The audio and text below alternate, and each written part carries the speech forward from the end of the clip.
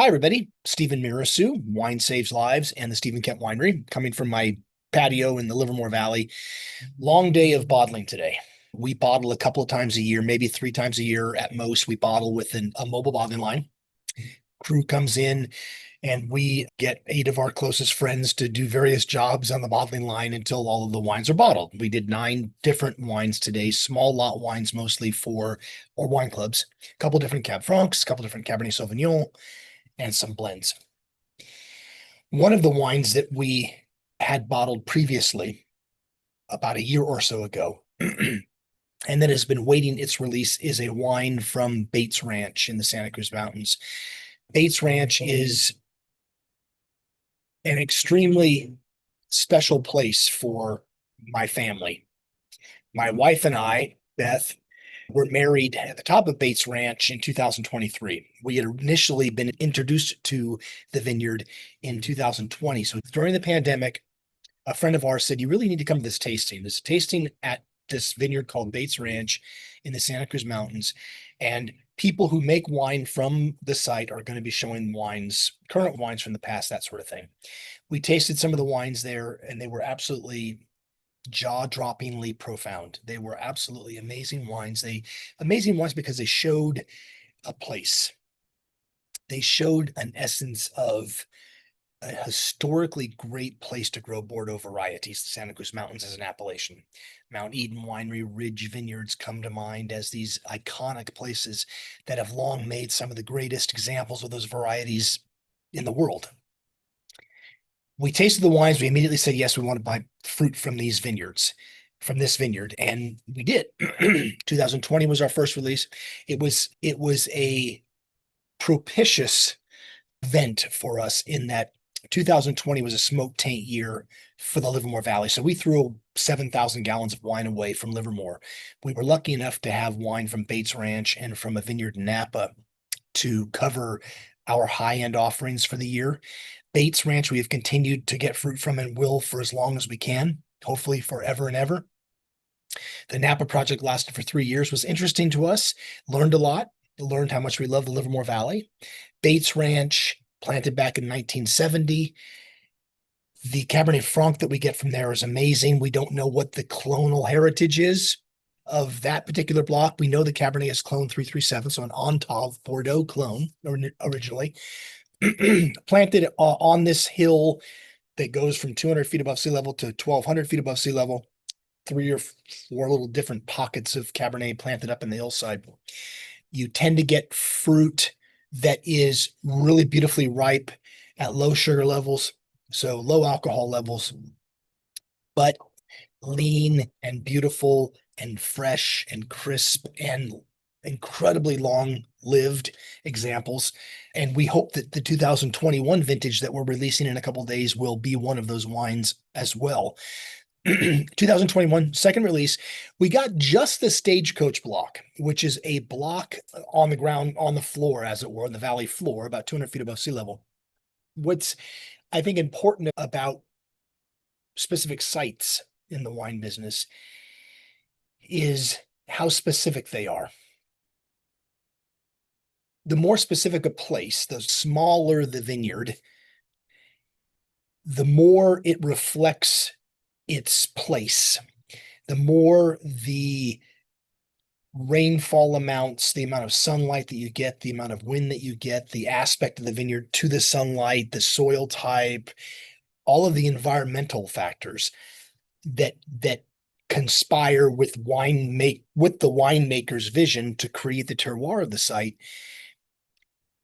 is much more finite and much more detailed when you're talking about a small site. And because we're getting fruit from a vineyard that is about, I don't know, 16 acres total, I think, and the Stagecoach block itself is maybe 4 acres, so very small. And then if you divide that in half or divide it in 2 pieces, the Cab piece being a little bit bigger than the Cab Franc piece, you're talking about a very specific place. And a place that's maybe slightly easier to get your mind wrapped around as a winemaker because of its intimacy, because of the intimate size of the place. I love making wine from these, in Faulkner's words, these small postage stamps of native soil because they reflect a location and a time so wonderfully and so concretely. 2021 was a relatively cool vintage for California, for the warmer growing areas of California. Livermore Valley, as well as Bates Ranch in 21, were significantly cooler than they were in 2022. In fact, I think the difference in picking dates was about a month earlier in 2022 versus 2021. So that's a kind of a proxy for the warmth of the growing season.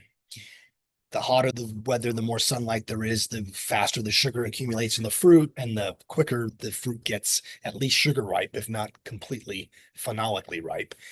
2021 is going to be, I think, one of the great vintages that we'll see in for Stephen Kent anyway of the last 20. I think 2023 it may be even better. So I'm very excited about those two vintages. 2025, knock on wood, is shaping up to be spectacular. It has not been hot at all really until the last week or so. And then the temperatures are starting to come down again. So very excited about growing season that lengthens out. Bates Ranch,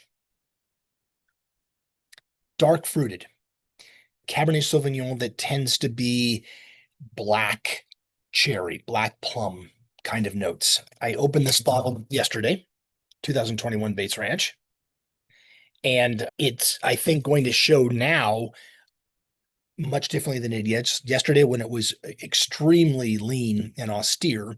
Qualities that I love in Bordeaux varieties, but not necessarily indicative of where they're headed over time.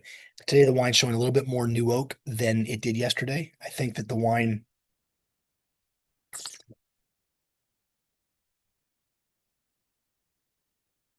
is definitely rounded out in the mouth a bit. I can see where this is going to head. I can see that it's going to take 20 years to get there. And that every one of those bottles that I'll drink over 20 years is going to be absolutely phenomenal.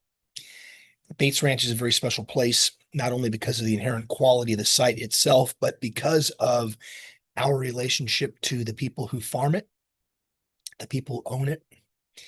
When we first saw the vineyard in 2020 during the pandemic and were invited to a tasting to taste wines made from other winemakers from the site, spanning, God, in some cases, nearly 30 years.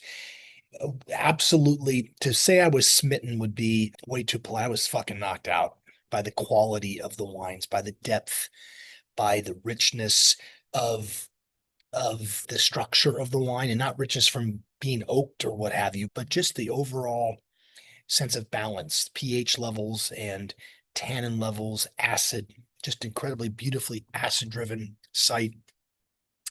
This is a vineyard that when you get to the top of the hill, which is where my wife Beth and I got married in 2023. So very special from that perspective as well.